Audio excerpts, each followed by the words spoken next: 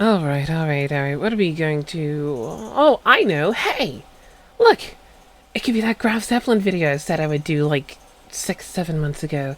Hey, can I just pass this off as it took me so long on purpose as a joke of how it took her too long to get to the war to be useful? No? Alrighty then. So, hey, let us go take a quick look at her then.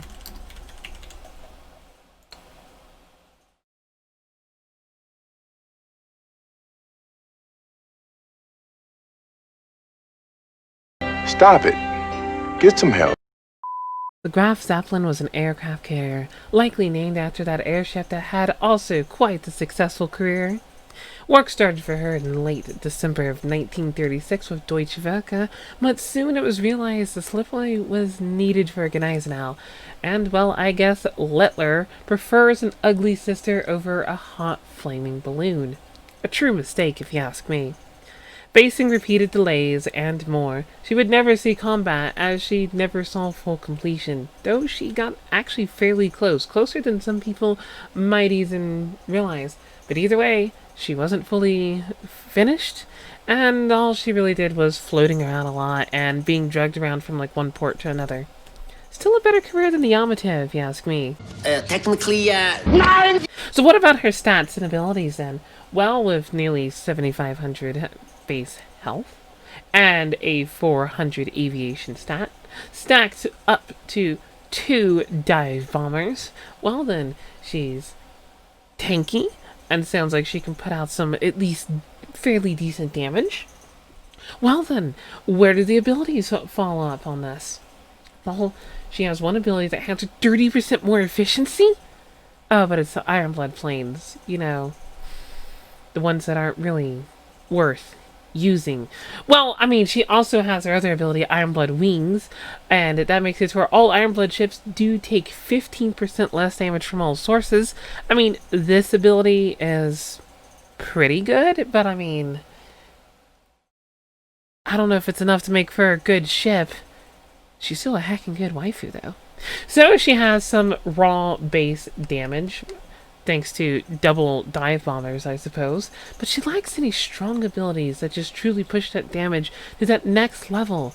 And, I mean, yeah, she's pretty darn tanky, and she helps Iron Bloods to be even tankier. Because we all know raw durability helped those Ferdinands in the war. So then, last but not least, what do we do for equipment then?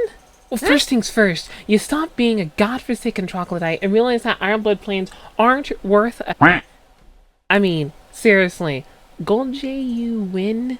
Now then, now that we, got the what you don't do out of the way, let me show you some examples of what you do. If you're trying to have fun with your Graf Zeppelin, let me introduce you to the what I would just simply call the for fun build. You just smack 2 fairy barracudas on here and realize she's one aircraft carrier that's just sit here with 2 chances at applying armor break. No matter what, though, you're going to be throwing the F4U VF-17 Pirate Squad onto her.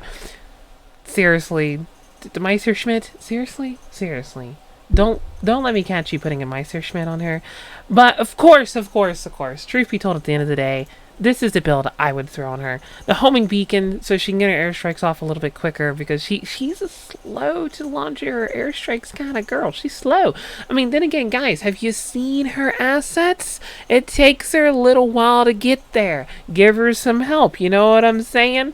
And again, the VF-17, because, you know, your entire fleet's anti-air increased by 5% for 8 seconds when you launch an airstrike. Yeah, you especially want that with Iron Blood, because Iron Blood's not exactly known for their anti-air. And, I mean, come on, Helldivers. I know. 30% efficiency, guys. But I can tell you right now, in all of my testing, and I've done a lot of testing, I love Graf Zeppelin. In all my testing, I have found few to no scenarios outside of just, honestly, just getting really lucky where the JUs were out damaging Helldivers. The 30% efficiency ability, maybe it will be good one day when we get gold version of the JUs, if that ever happens, of course. Who knows, that might never actually happen. But unless that happens, The Ironblood Hawk ability really does just not bring the right things to the table. I'm so sorry. It just doesn't, guys. But anyways, as you can see here, when you have her oafed and just completely min-maxed, I mean, you reach, might as well say 8k health because of the steam catapult here. And look at that aviation stat. It's not bad either. She's not a bad carrier by any stretch of the imagination. She's just not meta. But who cares?